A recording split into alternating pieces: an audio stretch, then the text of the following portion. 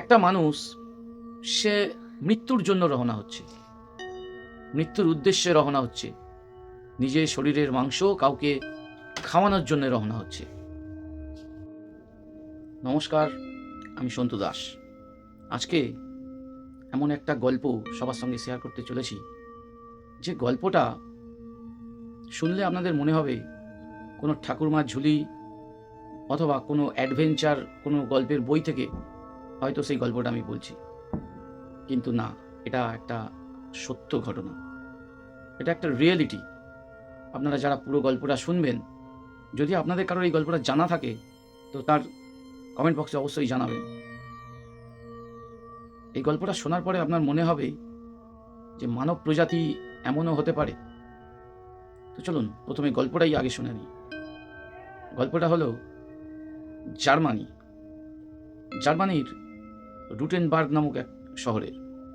এই জার্মানির রুটেনবার্গ শহরটি ছিল একটি শান্তির জায়গা, শান্তিপ্রিয় একটা শহর, শান্তির জন্য ফেমাস।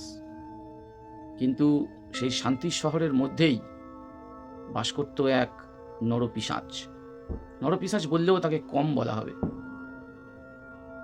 আমাদের হিউম্যানিটি, মানবতার মধ্যেই সেই ব্যক্তির বাস ছিল। জার্মানির রুটেনবার্গ শহরে বিশাল একটা হাভেলি তৈরি করে বাস করত সেই মানুষটি, যার নাম ছিল আরমান মেউবস।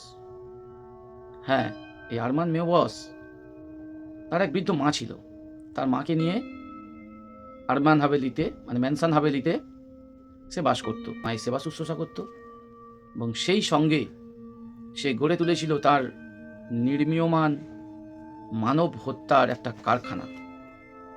কারখানা বলাটাই শ্রেয়। একটা মানুষের শরীরের প্রত্যেকটা অঙ্গ প্রত্যঙ্গ কেটে নেওয়ার মতন, কেটে আলাদা করে দেওয়ার মতন সাজ সরঞ্জাম সে মজুত করে ফেলেছিল। একদিন এই আরমান মেবস একটা পত্রিকাতে বিজ্ঞাপন দিল। তার হঠাৎ মনে হয়েছে মানুষের মাংস খাবে। পত্রিকাতে বিজ্ঞাপন দিল। কেমন বিজ্ঞাপন? এমন একজন তরুণ ছেলে তার প্রয়োজন, যে তরুণ ছেলেটির বয়স হতে হবে 18 থেকে 26 বছরের মধ্যে, এবং সে মৃত্যুবরণ করতে চায়। এমন একটি ছেলের তার প্রয়োজন যে মৃত্যুবরণ করতে চায়, কিন্তু মৃত্যুর পর তার শরীরের মাংস খাবার জন্যেও অনুমতি দিতে চায়। তার শরীরের মাংসকে খুবলে খাওয়ার জন্য অনুমতি দেবে সে। হ্যাঁ, মেউবস পত্রিকাতে এমনই একটি বিজ্ঞাপন দিয়েছিল। 18 থেকে 26 বছরের মধ্যে এমন তরুণ যে স্বেচ্ছায় মৃত্যুবরণ করতে চায় এবং তার মাংস খাওয়ার অনুমতি দিতে চায়। বিজ্ঞাপন তো প্রকাশিত হলো। 1 মাস পর তার বিজ্ঞাপন চোখে পড়ল 1000 কিলোমিটার দূরে ব্র্যান্ডেস নামক এক ছেলের চোখে পড়ল এই বিজ্ঞাপনটি। বিজ্ঞাপনটা যখন পড়ে, ব্র্যান্ডেস মানসিকভাবে অনেকটাই বিধ্বস্ত ছিল। ব্র্যান্ডেস ছেলেটির প্রসঙ্গে একটু বলি। ব্র্যান্ডেস ছিল 22 বছর বয়সী এক ইঞ্জিনিয়ার স্টুডেন্ট। ইঞ্জিনিয়ারিং পাস করার পর ব্র্যান্ডেস অনেকটাই মানসিক অবসাদগ্রস্ত ছিল, এবং সে যথেষ্ট টাকা পয়সা প্রতিপত্তিও অর্জন করে ফেলেছিল ওই অত্যন্ত অল্প বয়সের মধ্যেই। টাকা পয়সা প্রতিপত্তি অর্জন করলেও কী হবে, তবু কোনো কারণবশত তার মানসিক অবসাদ কাটছিল না। বিজ্ঞাপনটি চোখে পড়া মাত্রই সে ডিসিশন নিল, হ্যাঁ, সেই বিজ্ঞাপনের সম্মতি প্রকাশ করল। তাদের দুজনের মধ্যে চ্যাটিং চলল, কথাবার্তা হলো। সব কিছু হয়ে যাওয়ার পর ডেট ঠিক হলো, স্থান নির্ধারিত হলো মেউবসের রুটেনবার্গ শহরে অবস্থিত ম্যানসান হাভেলি। ব্র্যান্ডেসকে সেখানেই আসতে হবে। যথারীতি ব্র্যান্ডেস প্রস্তুতি পর্ব নিয়ে নিল। তার যাবতীয় সম্পত্তি যা কিছু ছিল তার উকিলকে দিয়ে, তার ওয়ারিশন করে দিয়ে, তার যাবতীয় যা সম্পত্তির উইল পত্র কমপ্লিট করে ব্র্যান্ডেস চড়ে বসলো রুটেনবার্গ শহরের উদ্দেশ্যে গাড়িতে। সেই দিনটাই ছিল ব্র্যান্ডেসের জীবনের এক অত্যন্ত, কি বলা যেতে পারে এই দিনটাকে, একটা মানুষ সে মৃত্যুর জন্য রওনা হচ্ছে, মৃত্যুর উদ্দেশ্যে রওনা হচ্ছে, নিজের শরীরের মাংস কাউকে খাওয়ানোর জন্য রওনা হচ্ছে। কি অদ্ভুত, মানুষ কি না পারে। যাই হোক, গল্পটা আগে যাই।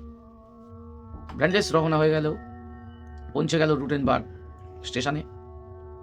যখন ট্রেন থেকে নামে, ব্র্যান্ডেস একবার আকাশের দিকে তাকিয়ে দেখে, শেষবারের মতো তার এই আকাশ দেখা, পৃথিবীর চারিদিকের যে পরিবেশ, সেটা শেষবারের মতো দেখা।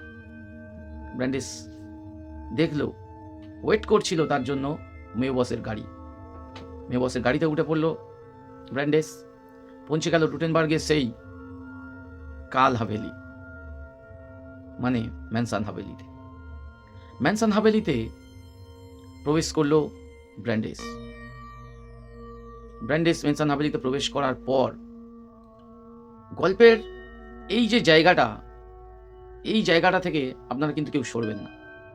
এখানেই লুকিয়ে রয়েছে মেয়বসের সেই বিষাক্ত পৈশাচিক যে চরিত্র এখানে তুলে ধরেছেন, সেই জায়গাটা এখানেই রয়েছে। ম্যানসন হাভেলির প্রবেশ করার পর ব্র্যান্ডেসকে মানসিক অবসাদগ্রস্ত থেকে কাটিয়ে আনার জন্য তাকে অনেক দামি দামি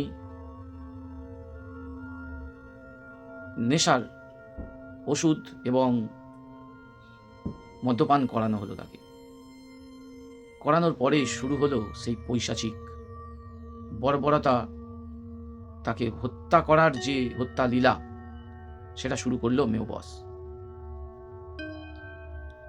হত্যা করার পূর্বে মেয়বস কি করেছিল? মদ্যপান করানো থেকে শুরু করে ব্র্যান্ডেসকে তার হাভেলিতে স্বাগতম জানানোর জন্য, স্বাগত জানানো থেকে শুরু করে টোটালটাই সে ভিডিও ক্যামেরা বন্দি করেছিল। এবং যখন ব্র্যান্ডেসকে সে হত্যা করবে, হত্যা করার যে পরিকল্পনা মাফিক যে যাবতীয় জায়গার যে সমস্ত খুঁটিনাটি জায়গাগুলো যা কিছুই ছিল, প্রত্যেকটা মুহূর্ত, প্রত্যেকটা সেকেন্ড, মাইক্রো সেকেন্ডের ঘটনা সে কিন্তু ক্যামেরা বন্দি করেছিল সবটাই। কিভাবে হত্যা করবে, ব্র্যান্ডেসের উপরে যখন হত্যা লীলা চলছিল, ঠিক সেই সময়ে সম্পূর্ণ হত্যা না করে তার শরীর থেকে কেটে নিল কিছুটা অংশ। সেই অংশ কেটে নেওয়ার পর সেই অংশটাকে কিন্তু রান্না করে খেয়েছিল মেয়বস। কি অমানবিক, শুনলেই গা শিউরে ওঠার মতো গল্প। কিন্তু হ্যাঁ, ব্র্যান্ডেস তখন রক্তাল্পতায় ভুগছে, শরীরে রক্ত কমে যাচ্ছে এবং আধমরা অবস্থা। সেই অবস্থায় তার শরীরের একটা অংশ কেটে নিল মেয়বস এবং তাকে মানুষ কাটার জন্য সে যে অস্ত্রগুলো তৈরি করে রেখেছিল, সেই সমস্ত অস্ত্রগুলো দিয়ে সে কেটে ফেলল ব্র্যান্ডেসের সমস্ত শরীরটাকে। হাড়গুলো আলাদা করল, মাংসগুলোকে পিস পিস করে কেটে সেই মাংসগুলোকে প্লাস্টিকের মধ্যে ভরে এমনভাবে রেফ্রিজারেটরের মধ্যে সংরক্ষণ করলো যাতে মনে হবে বাজার থেকে কিনে আনা কোনো রেশন বা কোনো সবজির মতো রেফ্রিজারেটর করলো। সেই মাংস আগামী 10 মাস মেয়বস রান্না করে করে খেয়েছিল এবং যখন সে উন্নত ব্র্যান্ডি বা উন্নত মদের সঙ্গে ওই মাংস যখন সে সেবন করত, তখন তার তৈরি করা যে ভিডিও, সেই ভিডিও কিন্তু সে দেখতে দেখতে তার স্বাদ আস্বাদন করত। কি পৈশাচিক! কোনো সুস্থ মানুষের পক্ষে কি এটা সম্ভব? মানুষ নেই, পরিণত হয়েছে রাক্ষসে। এরপর যখন পুলিশ জানতে পারলো ঘটনা, মেয়বসকে অ্যারেস্ট করলো এবং যখন আদালতে সবার সামনে ওই ভিডিও পুলিশ চালিয়ে দেখালো, ঠিক তখন সমস্ত কর্মকাণ্ডটাই একটা নারকীয় যন্ত্রণার মতন মনে হলো। কিন্তু আশ্চর্যজনকভাবে এটা হলো, মেয়বসের পক্ষে যে আইনজীবী ছিলেন তিনি বললেন ব্র্যান্ডেসকে হত্যা করা হয়নি। ব্র্যান্ডেস নিজেই অনুমতি দিয়েছিল হত্যা করার জন্য। জার্মানির আইন নাকি এমন আছে যে কোনো মানুষ যদি স্বেচ্ছা মৃত্যুবরণ করতে চায় এবং তাকে মৃত্যুবরণের জন্য যদি কেউ সাহায্য করে, সেক্ষেত্রে তার শাস্তি নাকি অনেকটাই কম। সেই জন্য সে যাত্রায় মেওবসের মাত্র 8.5 বছরের কারাদণ্ড হয়েছিল। ঠিক এর পরে আবার 2006 সালে আবার নাকি ওই কেসটাকে রিওপেন করে জার্মানি পুলিশ। রিওপেন করার পর কেসটাকে একটু আলাদা রকমভাবে রিপ্রেজেন্ট করা হয় কোর্টে। রিপ্রেজেন্ট করা হয়েছিল কেমনভাবে, যে যৌন হেনস্থা এবং নরখাদক হিসাবে তাকে হত্যা করা হয়েছিল এবং এমনভাবে হত্যাটা করেছিল যে কোনো সুস্থ মানুষের পক্ষে এ হত্যা সম্ভব নয়। কোনো সাইকো পেশেন্ট হলেই তবে এইভাবে হত্যা করে এবং মানুষের মাংস সেবন করে। এরপরে জার্মান কোর্ট আবার তাকে 10 বছরের জন্য বাড়তি কারাদণ্ডের সাজা দেয়। বর্তমানেও কিন্তু এখনও সেই মেওবস বেঁচে আছেন।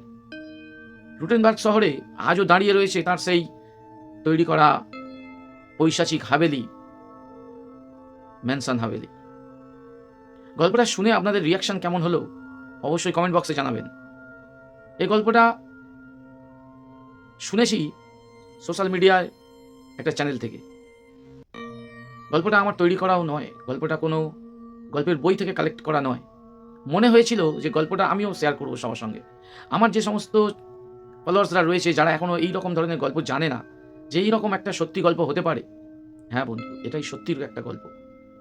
এই গল্পটার বাস্তব ভিত্তি রয়েছে, তবে আমার কাছে কোনো প্রমাণ বা এভিডেন্স নেই, সেই জন্য আমি তার কোনো রকম ছবি বা কোনো রকম প্রুফ আমি এখানে দিতে পারলাম না। তবে যে চ্যানেল থেকে এই গল্পটা পাওয়া গেছে সেই চ্যানেলের নাম এবং লিঙ্ক অবশ্যই আমি কমেন্ট বক্সে দিয়ে দেবো। আপনারা সেখান দিয়ে গিয়ে আরও প্রুফ এবং এভিডেন্সের সঙ্গে আপনারা কিন্তু গল্পটা দেখতে পারবেন। ধন্যবাদ। কেমন লাগলো গল্পটা জানাবেন এবং গল্পটা সবার সঙ্গে শেয়ার করবেন আর অবশ্যই আমার চ্যানেলটাকে ফলো করবেন। ধন্যবাদ।